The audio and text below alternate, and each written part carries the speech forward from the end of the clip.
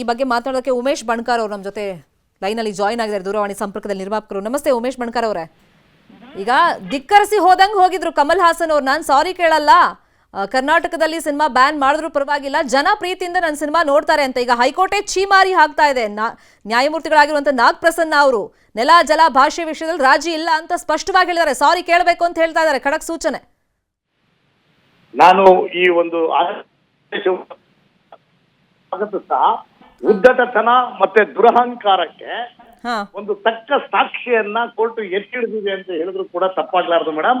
ಕನ್ನಡ ಪರ ಹೋರಾಟಗಾರರು ಮತ್ತೆ ಹಿತಚಿಂತಕರು, ಸರ್ಕಾರ, ನಾನು ಈ ಸಂದರ್ಭದಲ್ಲಿ ಶಿವರಾಜ್ ತಂಗಡಿಗೆ ಮತ್ತು ಸಂಸ್ಕೃತಿ ಇಲಾಖೆ ಮಂತ್ರಿ ಅವ್ರಿಗೂ ಕೂಡ ನಾನು ಕೃತಜ್ಞತೆ ಸಲ್ಲಿಸ್ತೀನಿ. ಎಲ್ಲದಕ್ಕಿಂತ ಮುಖ್ಯವಾಗಿ ನಿಮ್ಮ ಮಾಧ್ಯಮಗಳು ಮೇಡಮ್, ತಮ್ಮ ಮಾಧ್ಯಮಗಳು ಈ ವಿಚಾರದಲ್ಲಿ ಸಂಪೂರ್ಣವಾಗಿ ಕನ್ನಡ ಪರ ಹೋರಾಟಗಾರರು ಮತ್ತೆ ವಾಣಿಜ್ಯ ಮಂಡಳಿ ಚಲನಚಿತ್ರರಂಗಕ್ಕೆ ನೀವು ಸೀಮಿತರಾಗಿದ್ರಿ.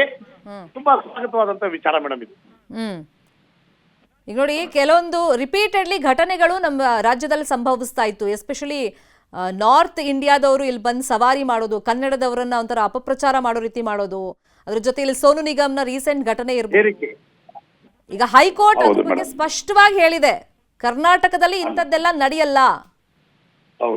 ನೀವು 300 ಕೋಟಿ ಅಲ್ಲ 400 ಕೋಟಿ ಸಿನಿಮಾ ಬೇಕಾದ್ರೆ ಮಾಡ್ಕೊಳ್ಳಿ, ಫಸ್ಟ್ ಸಾರಿ ಕೇಳಿ, ಆಮೇಲೆ ರಿಲೀಸ್ಗೆ ಅವಕಾಶ ಇಲ್ಲಿ. Very good, very good. ತುಂಬಾ ಉಮೇಶ್ ಬಣಕಾರ್ ಅವರೇ, ನಿಮ್ಮ ವಾಯ್ಸ್ ಬ್ರೇಕ್ ಆಗ್ತಾ ಇದೆ, ಸ್ವಲ್ಪ ನೆಟ್ವರ್ಕ್ ಇರೋ ಕಡೆ ಬಂದು ಮಾತಾಡ್ಬೋದಾ?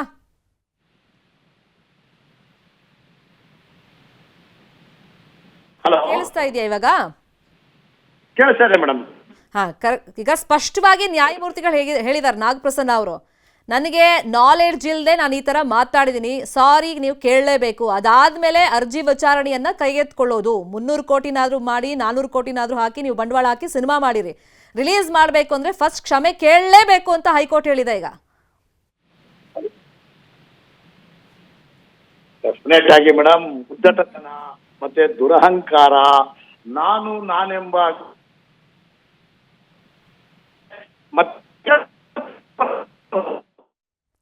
ಸರ್ ಮತ್ತೆ ಸಂಪರ್ಕ ಮಾಡ್ತೀವಿ, ನಿಮ್ಮ ವಾಯ್ಸ್ ಕರೆಕ್ಟಾಗಿ ರೀಚ್ ಆಗ್ತಿಲ್ಲ, ಅದು ಬ್ರೇಕ್ ಆಗ್ತಾ ಇದೆ. ಈಗ ಸ್ಪಷ್ಟವಾಗಿ ಹೈಕೋರ್ಟ್ ಹೇಳಿದೆ, ಅರ್ಜಿ ವಿಚಾರಣೆಯನ್ನ ಕೈಗೆತ್ಕೊಳ್ಬೇಕು ಅಂತಂದ್ರೆ ನೀವು ಕ್ಷಮೆಯಾಚನೆಯನ್ನ ಮಾಡಲೇಬೇಕು. ಕಮಲ್ ಹಾಸನ್ ಏನು ಸಾಮಾನ್ಯ ವ್ಯಕ್ತಿ ಅಲ್ಲ, ಪಬ್ಲಿಕ್ ಫಿಗರ್.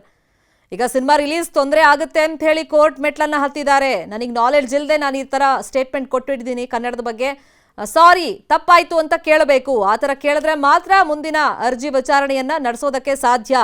ನಿಮ್ಮ ಹೇಳಿಕೆಯಿಂದ ಶಿವರಾಜ್ ಕುಮಾರ್ ಅವ್ರಿಗೂ ಕೂಡ ಸಮಸ್ಯೆ ಆಗಿದೆ. ಅವ್ರ ಮುಂದೆನೆ ನೀವು ಈ ತರ ಕನ್ನಡದ ಬಗ್ಗೆ ವಿವಾದಾತ್ಮಕ ಸ್ಟೇಟ್ಮೆಂಟ್ ಅನ್ನ ಕೊಟ್ಟಿರೋದು. ಇನ್ಫ್ಯಾಕ್ಟ್ ನಾನು ಥಗ್ ಲೈಫ್ ಸಿನಿಮಾ ನೋಡಬೇಕು ಅಂತ ಅಂದ್ಕೊಂಡಿದ್ದೆ, ಆದರೆ ವಿವಾದ ಎಲ್ಲ ಆದ್ಮೇಲೆ ಸಿನಿಮಾ ನೋಡೋಕ್ಕೆ ಸಾಧ್ಯ ಇಲ್ಲ ಅಂತ ಜಡ್ಜೇ ಹೇಳಿದ್ದಾರೆ. ಇನ್ನು ಕರ್ನಾಟಕ ಬಿಟ್ಟು ಬೇರೆ ಯಾವ ಕಡೆ ಬೇಕಾದ್ರೆ ನೀವು ಸಿನಿಮಾ ರಿಲೀಸ್ ಮಾಡ್ಕೊಳ್ಳಿ, ಆದರೆ ಕ್ಷಮೆ ಕೇಳೋ ತನಕ ಕರ್ನಾಟಕದಲ್ಲಿ ಅವಕಾಶ ಇಲ್ಲ ಅಂತ ಜಡ್ಜ್ ಈಗ ಸ್ಪಷ್ಟವಾಗಿ ಹೇಳೋ ಮುಖಾಂತರ ಸಾರಿ ಕೇಳಲ್ಲ ಅಂತ ಸಮರ್ಥನೆ ಮಾಡ್ಕೊಳ್ತಾ ಇದ್ದಂತ ಕಮಲ್ ಹಾಸನ್ಗೆ ಕಪಾಳ ಮೋಕ್ಷವನ್ನ ಮಾಡಲಾಗಿದೆ. ಯಾರೊಬ್ಬರ ಭಾವನೆ ಮೇಲೂ ಕೂಡ ಸವಾರಿಯನ್ನ ಮಾಡಬಾರ್ದು. 300 ಕೋಟಿ ಸಿನಿಮಾ ಅಂತ ಹೇಳ್ತಾ ಇದ್ದೀರಾ, ಈಗ ಸಿನಿಮಾಗೆ ತೊಂದರೆ ಆಗುತ್ತೆ ಅನ್ನೋ ಕಾರಣಕ್ಕೆ ಅರ್ಜಿ ಹಾಕೊಂಡಿದ್ದೀರಾ. ಇದೆಲ್ಲ ಕರ್ನಾಟಕದಲ್ಲಿ ನಡೆಯಲ್ಲ, ನೀವು ಕ್ಷಮಾಪಣೆಯನ್ನ ಕೇಳಲೇಬೇಕು ಅಂತ ಹೇಳಿ ವಿಚಾರಣೆಯನ್ನ ಮಧ್ಯಾಹ್ನ 2:30ಕ್ಕೆ ಹೈಕೋರ್ಟ್ ಮುಂದೂಡಿಕೆ ಮಾಡಿದೆ. ನ್ಯಾಯಮೂರ್ತಿಗಳಾಗಿರುವಂತ ಎಂ ನಾಗಪ್ರಸನ್ನ ಅವರಿದ್ದ ಪೀಠ ಕಮಲ್ ಹಾಸನ್ ಅವರನ್ನ ತೀವ್ರ ರೀತಿಯಲ್ಲಿ ತರಾಟೆಗೆ ತಗೊಂಡಿದೆ. ನೀವು ಮಾಡಿರುವಂತ ತಪ್ಪಿಗೆ, ನೀವು ಕೊಟ್ಟಿರುವಂತ ಸ್ಟೇಟ್ಮೆಂಟ್ಗೆ ಪೊಲೀಸರು ಭದ್ರತೆಯನ್ನ ಕೊಡ್ಬೇಕಾ? ಹಾಗಾದ್ರೆ ನೀವು ಹೇಳಿದಿರಲ್ಲ, ಅದಕ್ಕೇನಾದ್ರೂ ದಾಖಲೆಗಳಿದೆಯಾ? ತಗೊಂಬನ್ನಿ, ಚರ್ಚೆ ಮಾಡೋಣ, ಇಲ್ಲಾಂದ್ರೆ ಸಾರಿ ಕೇಳಿ. ದಾಖಲೆ ಇಟ್ಕೊಂಡೇನಾದ್ರೂ ಚರ್ಚೆ ಮಾಡಿದ್ರೆ ಸರಿ, ನಿಮ್ ವಾದ ಸರಿ ಇದೆ ಅಂತ ಹೇಳಿ ಒಪ್ಕೊಳ್ಬಹುದಾಗಿತ್ತು.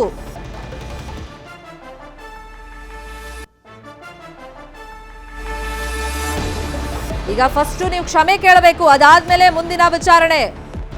ಒಂದ್ ವೇಳೆ ಇತಿಹಾಸಕಾರರ ದಾಖಲೆ ಏನಾದ್ರೂ ಇದ್ರೆ ನೀವು ಕೊಟ್ಟಿರುವಂತ ಸ್ಟೇಟ್ಮೆಂಟ್ಗೆ ಅದನ್ನ ತಗೊಂಬನ್ನಿ, ಚರ್ಚೆ ಮಾಡೋಣ.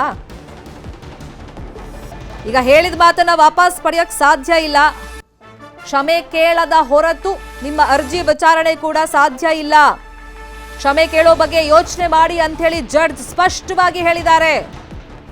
ಕಮಲ್ ಹಾಸನ್ ಫಸ್ಟ್ ಕ್ಷಮೆ ಕೇಳಬೇಕು, ಕ್ಷಮೆ ಕೇಳದ ಮೇಲೇನೆ ಅರ್ಜಿ ವಿಚಾರಣೆಯನ್ನ ಕೈಗೆತ್ಕೊಳ್ಳಲಾಗುತ್ತೆ, ಅರ್ಜಿಯನ್ನ ಪರಿಗಣಿಸಲಾಗುತ್ತೆ ಅಂತ ಹೇಳಿ ಕಮಲ್ ಹಾಸನ್ಗೆ ನ್ಯಾಯಮೂರ್ತಿ ನಾಗಪ್ರಸನ್ನ ಅವರು ತರಾಟೆಗೆ ತಗೊಂಡಿದ್ದಾರೆ. ಈ ಹಿಂದಿನ ಕೆಲವೊಂದು ಕಾಂಟ್ರವರ್ಷಿಯಲ್ ಸ್ಟೇಟ್ಮೆಂಟ್ಗಳು ಅದಾದ್ಮೇಲೆ ಸಾರಿ ಕೇಳಿರೋದನ್ನು ಕೂಡ ಕೆಲವೊಂದು ಪ್ರಕರಣಗಳನ್ನ ಈ ಸಂದರ್ಭದಲ್ಲಿ ಜಡ್ಜ್ ಹೇಳಿದ್ದಾರೆ, ಕೋರ್ಟ್ ಗಮನಕ್ಕೆ ತಂದಿದ್ದಾರೆ.